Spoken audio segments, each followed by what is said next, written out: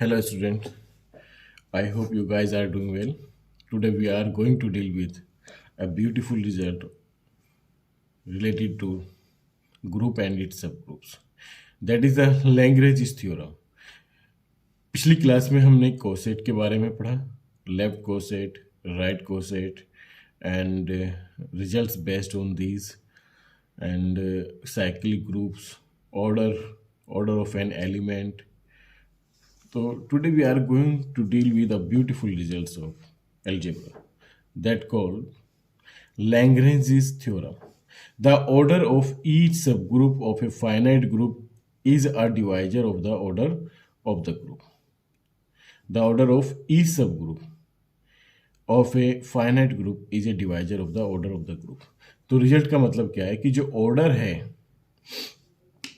each finite subgroup का वो divisor होता है ऑर्डर ऑफ द ग्रुप का. दैट इज, इसका मतलब क्या हो गया? इसका मतलब ये हो गया कि if order of G, if order of G is N, if order of, इसका मतलब जो हो गया is order of G is N and order of H is M, then m divides n. It's a symbol for divide. Okay, m n को divide करेगा, completely divide करेगा, m divides n. Okay, इसका क्या मतलब हो गया कि अगर h g का सब ग्रुप है, कंडीशन क्या है? If h is the subgroup of g, in that case, इसका मतलब ये, इसका कन्वर्स ट्रू नहीं है. कन्वर्स का क्या मतलब है? इसका मतलब ये नहीं है अगर कोई इंटीजर ग्रुप के ऑर्डर को डिवाइड कर रहा है, इसका मतलब ये नहीं उसके पास उतने ऑर्डर का सब ग्रुप है. मान लीजिए कि ग्रुप का ऑर्डर 10 है, 5 जो है ग्रुप के ऑर्डर को डिवाइड कर रहा है. इसका मतलब ये जरूरी नहीं कि 5 ऑर्डर का सब ग्रुप होगा उसके पास, है ना? या 2 डिवाइड्स 10, इसका मतलब ये नहीं कि 2 ऑर्डर का सब ग्रुप होगा उसके पास. तो गाइज एक छोटा सा रिजल्ट है, बट अपने आप में बहुत मीनिंगफुल है कि हाँ, अगर वो उसका सब ग्रुप है, ये क्लियर है, तो वो ऑर्डर ऑफ द ग्रुप को डिवाइड करेगा, है ना? फॉर एग्जाम्पल अब हम क्या करते हैं, इसको प्रूफ करते हैं. तो इसका प्रूफ बहुत सिंपल ही प्रूफ है इसका. Let G is finite group, let G be a finite group. Okay, let G be a finite group. Should be correction here. Let G be a finite group of order n. क्या माना इसके अपने order? n माना, है ना? That is order of G is n. That is G के अंदर जो एलिमेंट होंगे वो n एलिमेंट होंगे, a1 a2 a3 a4 a3 up to n. Okay, and h is subgroup of G of order m, और h को आपने माना कि वो g का सब ग्रुप है m ऑर्डर का. ठीक है, that is order of h is equal to m. इसका मतलब ये इसमें m नंबर ऑफ एलिमेंट्स होंगे. तो ये दो चीज तो आप मान के चले according to the result. The order of each subgroup of a finite group is divisor of the order of the group. तो पहले order of the group let करेंगे आप, मान लिया n, इसके अंदर n एलिमेंट होंगे. फिर ऑर्डर ऑफ h आप लेट करेंगे, उसका ऑर्डर आपने m मान लिया, यानी कि order of h is m है. और h क्या मान के चले आप? सब ग्रुप ऑफ g. ये भी ख्याल रखना कि h क्या है? सब ग्रुप है, it is given. Let a1 belongs to g, तो a1 belongs to g, then the right coset generated by a1 corresponding to the subgroup H of a group G will be AH1. इसके element इस format के होंगे, with the right coset of H in G generated by A1, having all distinct element. इसमें सारे distinct element है. Suppose if possible HIA is equals to HJA. अगर if possible, आप वैसे तो ये आप distinct element लेके चलें, लेकिन अब मान लेते हैं कि दोनों बराबर हैं, तो उसी केस में क्या होगा कि a से कैंसिल हो गया बाय द लेफ्ट कैंसिलेशन लो, और एच आई बराबर एच जे हो जाएगा, है ना? Which is not possible, which is not possible, है ना? क्यों? एच आई और एच जे किसके एलिमेंट हैं? सब ग्रुप के एलिमेंट है, कोसेट के नहीं रहे अभी। और सब ग्रुप के जो एलिमेंट है उसमें एम डिस्टिंक्ट एलिमेंट है। Okay, therefore each right coset of H in G has m distinct element, but we know that the union of all left or right coset of H in G is equals to the group. Okay, तो ये एक result होता है कि जितने भी left और right, या अगर लेफ्ट कोसेट्स जितने भी उसके पॉसिबल बन सकते हैं उन सबका यूनियन ले तो ग्रुप बनाएगा, या फिर राइट कोसेट का यूनियन ले तो भी वो ग्रुप बनाएगा। That is G will be equals to HA1 with union HA2 with union HA3 up to with union HAN। और चाहे तो आप इसके एलिमेंट यहाँ पे जैसे कि HA2 के एलिमेंट अगर आपको लिखने हैं तो HA2 के एलिमेंट किस तरीके से लिखे जाएंगे आपके पास?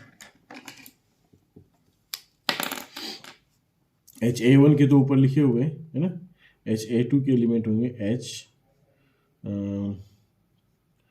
Small h1 A2 small h2 A2 small h2 type के एलिमेंट लेंगे इसके अंदर, h2 A2 S2 A2 no H1 A2 S2 A2 H3 A2 H4 A2, okay, and similarly HM A2, okay। और इसी तरीके से H राइट कोसेट HA3 के element जो होंगे H1 A3 और H1 H2 A3 और H3 A3 और H4 A3 है ना, और HM A3 इसके एलिमेंट इस फॉर्म के होंगे। और इस राइट कोसेट के एलिमेंट होंगे H1 AK H2 AK और H3 AK and up to HM AK। Now the number of element in the group G will be equals to number of element in the right coset, HA1 in the right coset, HA2 in the right coset, HA3 अब dot in the right coset HAN। तो group के अंदर जो, क्योंकि group जो है वो इनके बराबर होगा, है ना, ये डिस्टिंक्ट राइट कोसेट है, डिस्टिंक्ट राइट कोसेट।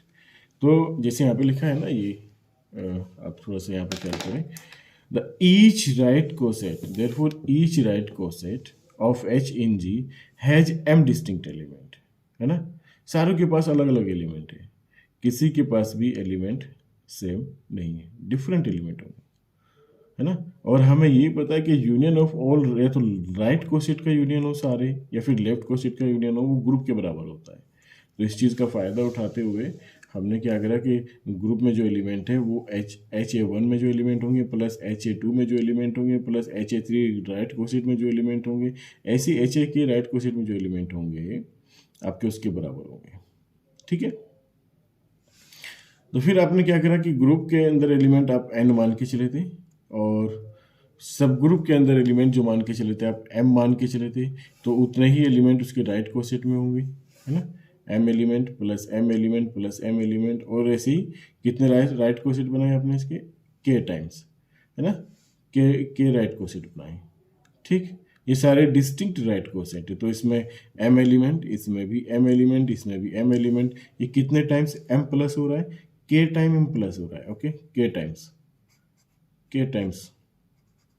तो ये क्या हो गया, n इक्वल्स टू एम के, n इक्वल्स टू एम के। इसका मतलब क्या हो गया कि m डिवाइड करता है n को, इसका मतलब क्या होगा कि n जो है m का k टाइम मल्टीपल है ना, n जो है m का k टाइम मल्टीपल है, k मल्टीपल से, है ना। तो इसका मतलब क्या है कि n को m से डिवाइड करेंगे, रिमाइंडर 0 मिलेगा और क्वोशिएंट k मिलेगा, ठीक है।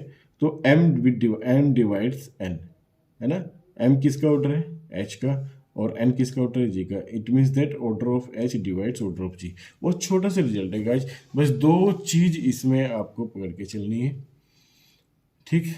एक तो ये पकड़ के चलनी है कि right coset of a group in G has M distinct element, उसमें एम डिस्टिंक्ट एलिमेंट होते हैं, या फिर सारे राइट कोसेट, और दूसरा क्या पकड़ना है कि सारे राइट कोसेट का यूनियन और सारे लेफ्ट कोसेट का यूनियन, और सारे लेफ्ट कोसेट का यूनियन जो है वो ग्रुप के बराबर होता है। इसका मतलब कि अगर ऑर्डर ऑफ द ग्रुप की बात करें उस तो ऑर्डर ऑफ द ग्रुप जो है वो सारे राइट कोसेट के ऑर्डर्स के बराबर होगा, ऑर्डर्स के सम के बराबर होगा।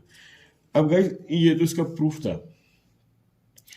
इसका मतलब ये नहीं है कि इसका कन्वर्स पार्ट भी ट्रू है। जैसे हमने शुरू में डिस्कस किया था कि अगर कोई इंटीजर किसी ग्रुप के ऑर्डर को डिवाइड कर रहा है, इसका मतलब ये नहीं कि उसमें 5 ऑर्डर का सब ग्रुप होगा या उसमें उस इंटीजर के ऑर्डर का सब ग्रुप होगा। Conversely is not true.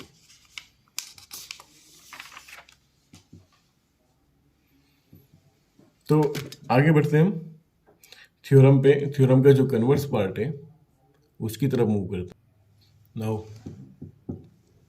Now the guys we are moving to the next result.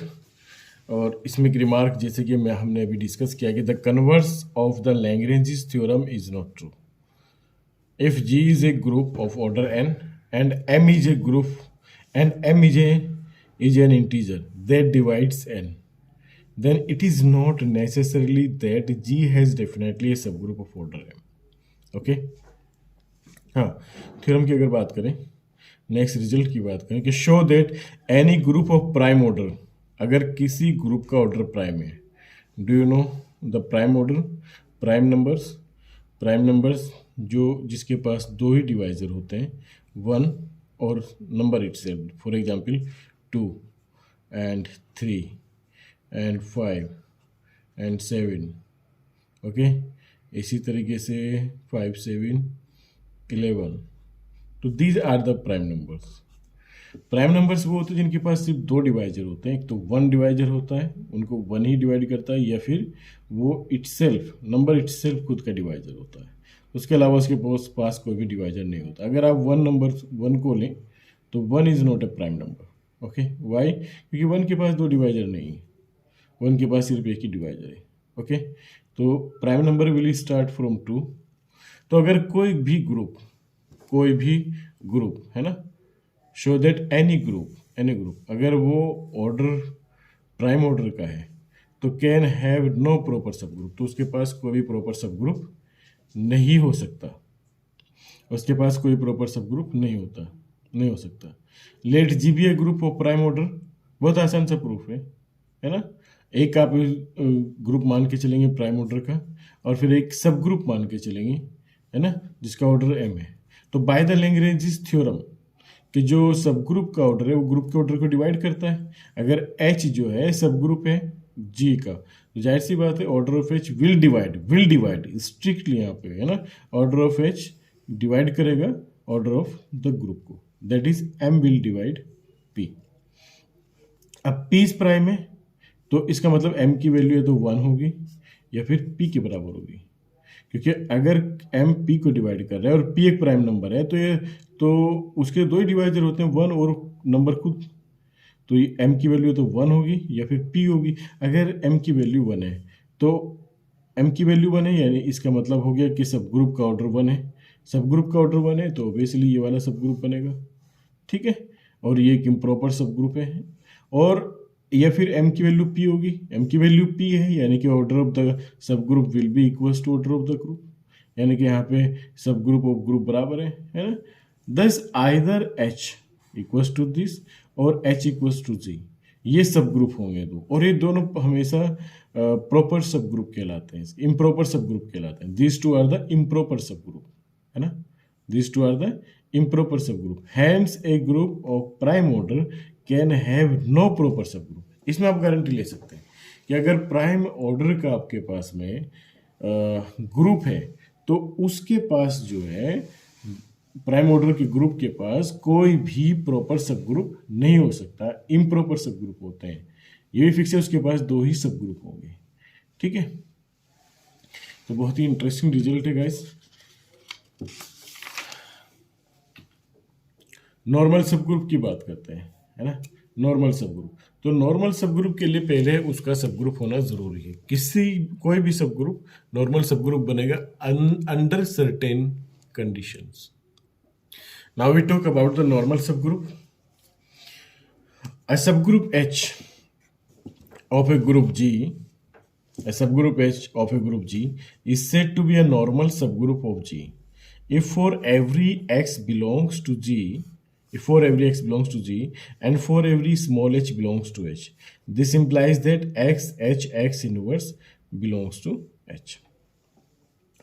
ये नॉर्मल सबग्रुप की डेफिनेशन होती है ना।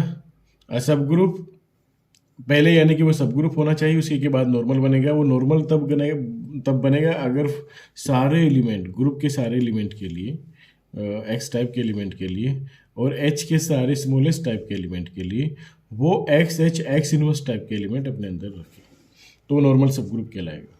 सिंपल डेफिनेशन है ना। जस्ट फॉर्मेट है कि अगर वो इस तरह के एलिमेंट रखेगा तो कोसेट होगा, इस तरह के एलिमेंट रखेगा तो राइट कोसेट होगा, इस टाइप के एलिमेंट रखेगा तो लेफ्ट कोसेट होगा, इस टाइप के एलिमेंट का रखेगा तो वो नॉर्मल सब ग्रुप होगा, इस टाइप के एलिमेंट रखेगा तो वो सब ग्रुप होगा, है ना। तो आपको जस्ट फॉर्मेट पकड़ना है डेफिनेशन का कि वो किस टाइप के एलिमेंट रख रहा है, और उसी टाइप के एलिमेंट को रखते हुए आपको ये ख्याल रखना है कि वो क्या बना रहा है ना। तो जैसे कि रिजल्ट है हमारे पास, a subgroup H of a group G is normal if and only if, ये वाली कंडीशन है, नेसेसरी एंड सफिशिएंट कंडीशन है, if and only if x H x inverse equals to H for all x belongs to G. Okay, a subgroup H of a group G is normal, वो normal subgroup बनेगा if and only if this. तो भैया ये दोनों side से prove करना है। अगर आप इसको ट्रू मान के चलते हैं तो आपको इसको सब ग्रुप प्रूफ करना है, नॉर्मल सब ग्रुप प्रूफ करना है, और अगर से नॉर्मल सब ग्रुप मान के चलते हो तो आप इसको ये प्रूफ करना है। तो पहले आप इसको होल्ड करके चलिए, है ना। Let it is true, that is let in the proof let x H x inverse equals to H for all x belongs to G. तो पहले आपने इसको मान लिया। अब आपको इसमें इसको नॉर्मल सब ग्रुप प्रूफ करना है, तो आपको प्रूफ क्या करना होगा, for all x belongs to G and for all small H belongs to H X H x inverse belongs to H. तो ठीक है, तो आप इसको ट्रू मान के चले, है ना। तो इसका मतलब क्या है कि अगर कोई भी दो set A equals to B है तो what does it mean, A is the subset of B and B is the subset of A, obviously it is true. तो x capital H x inverse is the subset of H for all x belongs to G, है ना, for all x belongs to G it holds. इसका मतलब H के जो small h type के element है, इसका मतलब क्या हो गया कि x H x inverse is the subset of H will belongs to H. Okay, for all will belongs to H for all x belongs to G. तो हो गया, एक लाइन का प्रूफ हो गया। इसका मतलब क्या हो गया, H is the normal subgroup of जी। अब आप इसको नॉर्मल सब ग्रुप मान के चलेंगे और इस इक्वलिटी को प्रूफ करेंगे। तो आपको जब दो सेट को बराबर प्रूफ करना होता है तो जाहिर सी बात है कि if A is the subset of B and B is the subset of A, then what does it mean कि A equals to B. Okay, तो आपको ये प्रूफ करना है कि एक बार तो ये इसका सबसेट है, और क्या प्रूफ करना होगा कि x H x inverse is the subset of H and H is the subset of x H x inverse का सबसेट होगा, ये प्रूफ करना है। तो H is a normal subgroup of G, then X H X inverse will be the subset of H for all X belongs to G, है ना भाई। H को अगर नॉर्मल सब ग्रुप मान के चले तो ये होल्ड करेगा, ठीक, first class. Also X belongs to G, this implies that X inverse, भाई कोई भी एलिमेंट है जो कि G एक ग्रुप है तो उसका इनवर्स भी है उसके अंदर होगा, X inverse will also exist there. तो आप इसको क्या कर सकते हैं कि X inverse H x inverse will be the subset of H. भाई जब एक्स ग्रुप में बिलोंग कर रहा है और एक्स के लिए x H x inverse is the subset of H, तो सिमिलरली यहाँ पे होगा कि अगर एक्स जी में बिलोंग कर रहा है तो एक्स इनवर्स भी उसका एलिमेंट है, तो एक्स इनवर्स के लिए भी ये वाली इनइक्वलिटी होल्ड करेगा कि एक्स इनवर्स एच, बस in place of x just replace x inverse. Okay, तो इसका मतलब क्या हो गया, x inverse H x inverse का इनवर्स एक्स हो गया, will be the subset of this for all x belongs to G. तो एक तो रिलेशन ये आ गया आपके पास।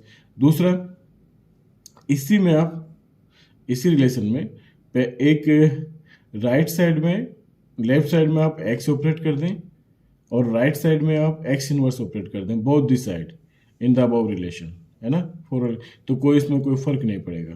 तो आप एसोसिएटिविटी से क्या लगा देंगे, आप एक्स इनवर्स को एक साथ ले लिया, एक्स इनवर्स को एक साथ ले लिया, है ना, तो इससे क्या होगा, H with the subset of x inverse for all x belongs to G, तो by it is the second relation. Okay, तो now from the first and the second relation, from the first and the second relation दोनों क्या होंगे, बराबर होंगे। ठीक है, अगर नॉर्मल सब ग्रुप है तो ये होगा, अगर ये है तो नॉर्मल सब ग्रुप हो गया, है ना। तो प्रूफ बहुत ज़्यादा मुश्किल नहीं होते, अगर आप एक बार प्रैक्टिस करेंगे और थोड़ा सा समझ के और स्टेप्स को एक के बाद एक कनेक्ट करके आगे बढ़ेंगे तो बहुत ही छोटे छोटे से प्रूफ हैं, बहुत आसान प्रूफ है ना। अक्सर क्या करते हैं स्टूडेंट्स, इसमें परेशान हो जाते हैं क्योंकि उन्हें प्रूफ करने की आदत नहीं होती।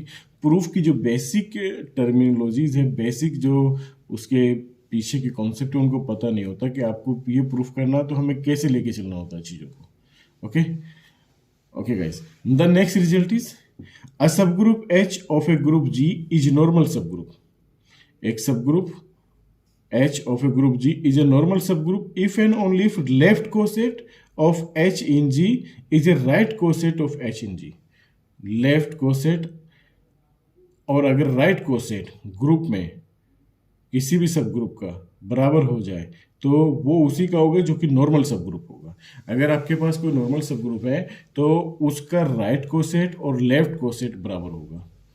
इन the case of normal subgroup only you can guarantee here, okay, तो let H be a normal subgroup of G, let H be a normal subgroup of G, और ये if and only if की condition है, ख्याल रखना कि अगर किसी का लेफ्ट कोसेट और राइट कोसेट बराबर है इसका मतलब नॉर्मल सब ग्रुप है। अगर वो नॉर्मल सब ग्रुप है तो इसका मतलब कि इसमें लेफ्ट कोसेट और राइट कोसेट बराबर हो गए। Let H be a normal subgroup of G, then X inverse बराबर H for all X belongs to G, this implies that X inverse, तो नॉर्मल सब ग्रुप है तो ये होगा for all x belongs to G, है ना। अब क्या करें, इसमें राइट साइड में एक्स ऑपरेट कर दिया आपने, ठीक, इसका मतलब क्या हो गया कि एक्स इनवर्स, इसमें एक स्टेप और बढ़ा लें कि एक्स एच, है ना, और एक्स इनवर्स एक्स को आप एक साइड ले लें बराबर H x for all x belongs to G. What does it mean कि एक्स एच, ये हो गया आपके पास identity will be equals to H x. ठीक, तो ये लेफ्ट कोसेट बराबर किसके हो गया, राइट कोसेट के। ठीक, तो ये तो हो गया इसका डायरेक्ट रिजल्ट। अगर नॉर्मल सब ग्रुप है तो लेफ्ट कोसेट बराबर राइट कोसेट के होगा, है ना।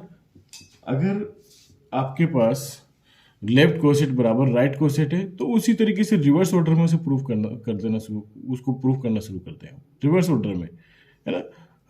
Assume that equals to this, इसका मतलब क्या है कि operate the X inverse in both the side, यानी कि एक्स एच में एक्स इनवर्स इधर भी ऑपरेट कर दें और एक्स इनवर्स इधर भी ऑपरेट कर दें, क्योंकि ये ट्रू है for all x belongs to G, तो x is the element of G, then x inverse is also the element of G, है ना।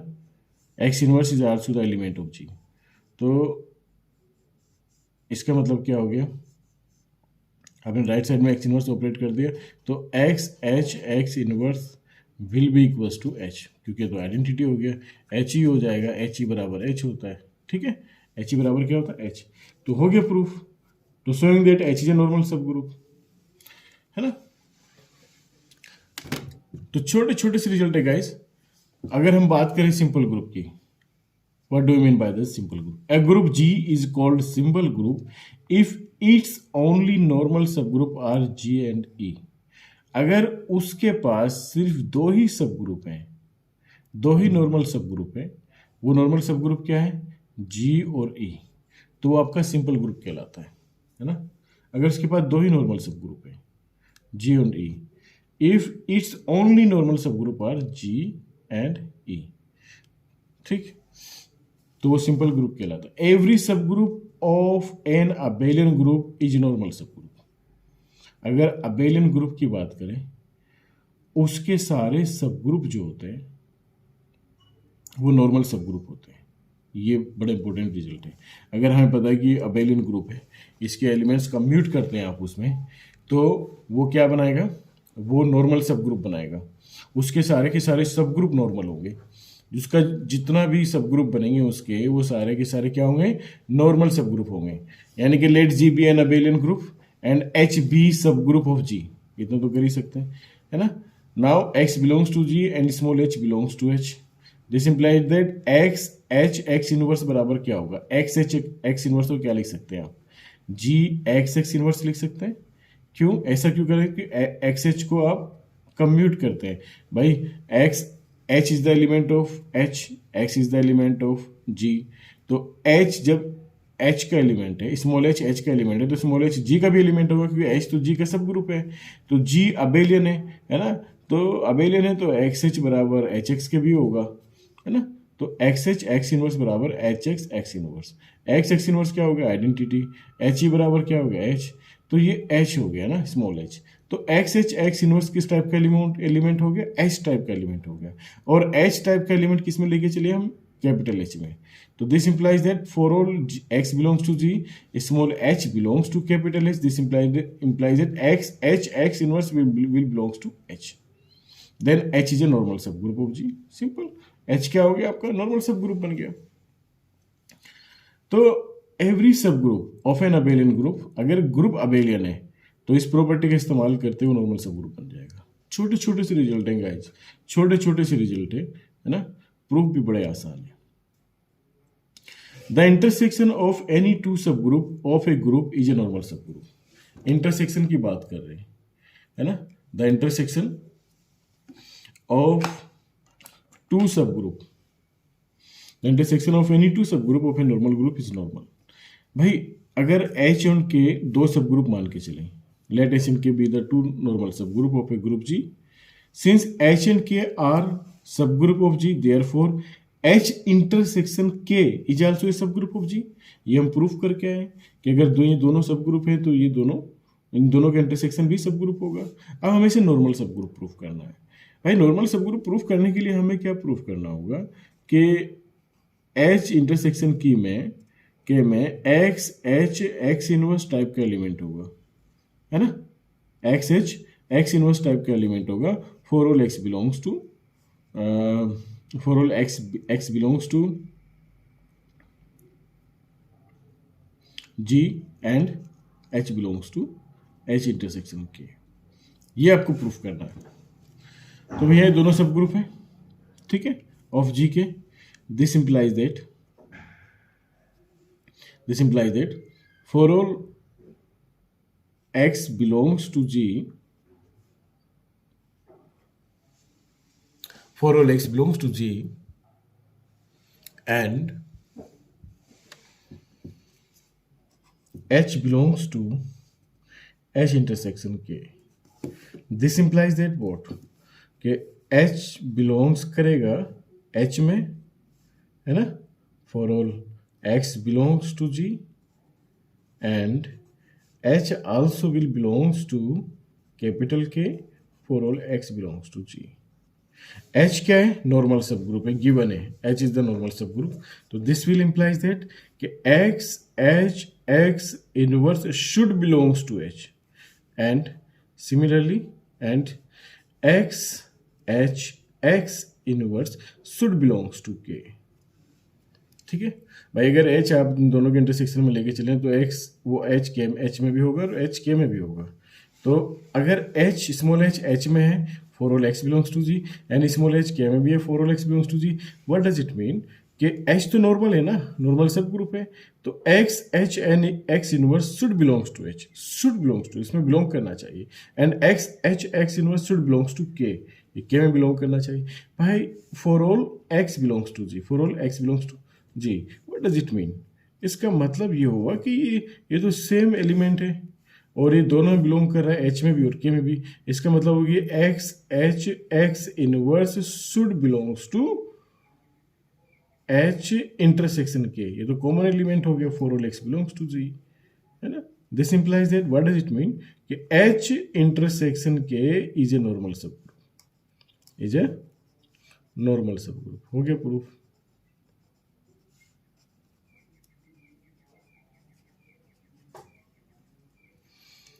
Very interesting result. अब गाइस नेक्स्ट रिजल्ट जो हम पढ़ने वाले हैं, नेक्स्ट जो कॉन्सेप्ट पढ़ने वाले हैं, वो हम ग्रुप होमोमॉर्फिज्म पढ़ने वाले हैं। और group homomorphism plays an interesting role in the group theory. तो ग्रुप होमोमॉर्फिज्म पे चलने से पहले पहले हम थोड़ा फंक्शन के बारे में बात करेंगे, क्योंकि function. Now we talk about the group homomorphism. तो जैसे मैंने कहा कि ये एक स्पेशल केस होता है फंक्शन का, है ना। फंक्शन का स्पेशल केस तो नहीं कहेंगे, but looks like a function, है ना। तो फंक्शन का एक बेसिक आइडिया आप लोगों को होना चाहिए कि फंक्शन क्या होता है। Function over the set defined होता है ना। Over the two set defined होता है। For example, if we have the function A over the two set, if we have the set A and B, then F is a map from the set A to B, है ना। अब ये function यहाँ पर set क्या है, आपकी दो एल्जेब्रिक स्ट्रक्चर है ना। तो दो एल्जेब्रिक स्ट्रक्चर के बीच में, है ना, एक मैपिंग है फ्रॉम। अगर दो एल्जेब्रिक स्ट्रक्चर आपने डिफरेंट ले ली, सेम भी हो सकते हैं। Let G star and G dash other composition, दोनों सेम कंपोजिशन भी हो सकता है, अदर भी हो सकते हैं, अलग अलग भी हो सकते हैं। G to G corresponding to star and G dex corresponding to not be any two groups, then a mapping a f from G to G star, that is f G to G star, is called homomorphism of G to G dex if f जो binary operation है, अगर आप दो element, जैसी बात है आप G से G डेक्स लेके चल रहे हैं, तो G डेक्स G का बाइनरी ऑपरेशन स्टार है, तो F of A binary operation B should be equals to F of A the composition of F of B, है ना। यानी कि ये जो कंपोजिशन है आपका, ये जो ऑपरेशन है आपका, ये जी डेक्स का है, ये जो ऑपरेशन है आपका, ये जी का है। तो दो एलिमेंट आप जी के लेके चले, ठीक है।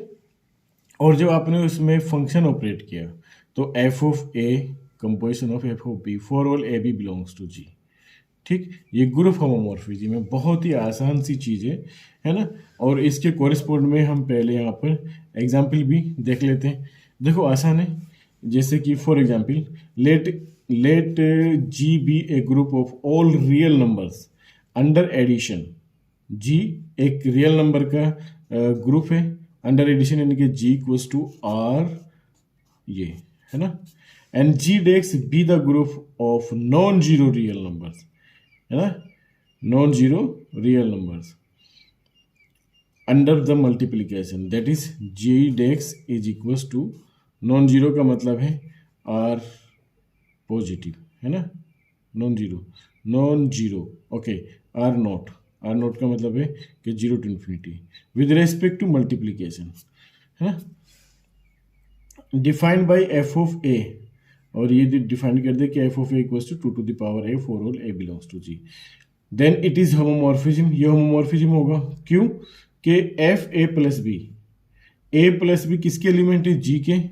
तो ये किस ऑपरेशन के तहत काम करेंगे, अंडर एडिशन। तो F of A plus B equals to क्या वैल्यू देगा अकॉर्डिंग टू दिस रूल, तो 2 to the power in place of A there should be A plus B. तो ऑब्वियसली इसको आप क्या लिख सकते हैं, 2 की पावर ए एंड 2 की पावर बी लिख सकते हैं। तो 2 की पावर ए की वैल्यू क्या होगी, एफ ऑफ ए, 2 की पावर बी की वैल्यू क्या होगी, एफ ऑफ बी, बीच में क्या आ गया, मल्टीप्लीकेशन। तो गौर से देखिए आपके F of A plus B equals to F of A into F of B. तो ये कंपोजिशन जो है आपका जी डेक्स का है, ये कंपोजिशन है आपका जी का। तो ये जाहिर सी बात है इसको होल्ड कर गया, तो इट मीन्स दैट कि एफ, है ना, F is a homomorphism from G to G dash under the given rule, इसके तहत ये होमोमॉर्फिज्म बनाएगा। सिमिलरली ये ग्रुप होमोमॉर्फिज्म बनाया। एक और एग्जांपल यहाँ पे हम डिस्कस कर रहे हैं, let G be a group of integer under the addition, है ना। इस बार जो आपने जी जो ग्रुप लिया अंडर द जी जो ग्रुप लिया इंटीजर्स का लिया, I for integers under addition, and G dash equals to G, है ना, और जी डेक्स बराबर जी, यानी कि जी डेक्स बराबर जी का मतलब है कि जी डेक्स भी आपका जी है, वो भी उसका भी ऑपरेशन सेम ही है इस बार, है ना। और रूल जो डिफाइन कर दिया कि F of X equals to 3x for all x belongs to G. चलिए ठीक है, दो एलिमेंट लेके चले आप, एफ एक्स और Y, F of X Y का मतलब हो गया by this rule, in place of X we simply place X plus Y, 3 times X plus Y multiply by 3 X plus 3 Y, तो 3x का वैल्यू हो गया F of x, 3y का value हो गया एफ ऑफ वाई। ओके, तो F of X plus Y equals to क्या हो गया, F of X plus F of Y. F of X plus Y का वैल्यू क्या हो गया, F of X plus F of Y. तो देखिए यहाँ पे गाइस कि जी डेक्स का ऑपरेशन भी प्लस था और जी का ऑपरेशन भी प्लस था, तो दोनों के ऑपरेशन यहाँ पे आपको वही मिल गई। तो इसका मतलब है कि under the given condition, under the given rule, the mapping F from G to G desks is forms group homomorphism. Okay, ये सब बेसिक डेफिनेशंस है किसकी, होमोमॉर्फिज्म इनटू क्या होगा, जैसे आपका इनटू फंक्शन होता है ना, ऐसे होमोमॉर्फिज्म इनटू होगा mapping F from a group G into है ना, into a group G dex is said to be homomorphism G into G dex if satisfy the following property। on to मतलब अगर वो मैपिंग आपकी on to हो जाती है ना, और इस प्रॉपर्टी को सेटिस्फाई करे तो सिंपल होमोमॉर्फिज्म on to कहलाएगा। तो गाइस ये सिंपल सी डेफिनेशंस हैं जो आप लोग एक बार पढ़ने पे कवर कर जाएंगे। आइसोमॉर्फिज्म है ना, जो आपका 1 1 on to होता है, ठीक, 1 1 एंड ऑन टू मैपिंग जो होती है अंडर द गिवन होमोमॉर्फिज्म है ना, 1 1 on 2 होती है, आइसोमॉर्फिज्म कहलाती है आपकी। Endomorphism, let G star be a group then a mapping F G to G desks is called endomorph. G to G अगर वो सेम ग्रुप से सेम ग्रुप पे जा रहा है तो जाहिर सी बात है ऑपरेशन भी सेम ही होगा दोनों साइड में, यहाँ पर, तो वो एंडोमॉर्फिज्म कहलाता है आपका। अगर वो बाइजेक्टिव होती है कोई मैपिंग तो वो ऑटोमॉर्फिज्म कहलाती है आपकी, है ना। फिर कर्नल ऑफ होमोमॉर्फिज्म है ना, what do you mean by the kernel of homomorphism. If F is a homomorphism of a group G into a group G dash, अगर वो एक होमोमॉर्फिज्म है into a group G dash, then the set K of all these, भाई क्या होगा colonel में क्या होता है एक्चुअली कि जी के कुछ एलिमेंट्स जो हैं, जो जी डेक्स की, देखो दोनों ग्रुप हैं, दोनों के पास आइडेंटिटी होगी, जी के पास ई आइडेंटिटी होगी, जी डेक्स के पास ई डेक्स आइडेंटिटी होगी, उसकी आइडेंटिटी को ई डेक्स से आप रिप्रेजेंट कर रहे हैं। तो जितने भी एलिमेंट हैं जी के अगर आइडेंटिटी पे मैच कर रहे हैं, मैप कर रहे हैं, जी डेक्स की आइडेंटिटी मैप कर रहे हैं, तो वो के अंदर जाएंगे, वो कर्नल कहलाएगा। सिंपल सी बात है। If F is a homomorphism of a group G into a group G dex, then the set K of all those elements of G which are mapped onto the identity element E dex of G dex is called the kernel of the homomorphism. Is called the kernel of the homomorphism. That is, K के अंदर वो element हैं group के जो जिनका जो mapping होगा वो E dex पे होगा। यानी कि आप जो इनपुट देंगे फंक्शन में, आप जो मैपिंग में इनपुट देंगे वो आपको आउटपुट जो देगा वो ई डेक्स पे देगा, वो एज ए आउटपुट आपको ई डेक्स देगा। और ई डेक्स किसकी आइडेंटिटी है, ग्रुप की। तो वो एलिमेंट जो ई डेक्स पे जाएंगे जी के, वो एलिमेंट वो कर्नल के एलिमेंट कहलाएंगे, है ना। और उन एलिमेंट का जो सेट है आपका कर्नल बनेगा। इंटरेस्टिंग रिजल्ट है।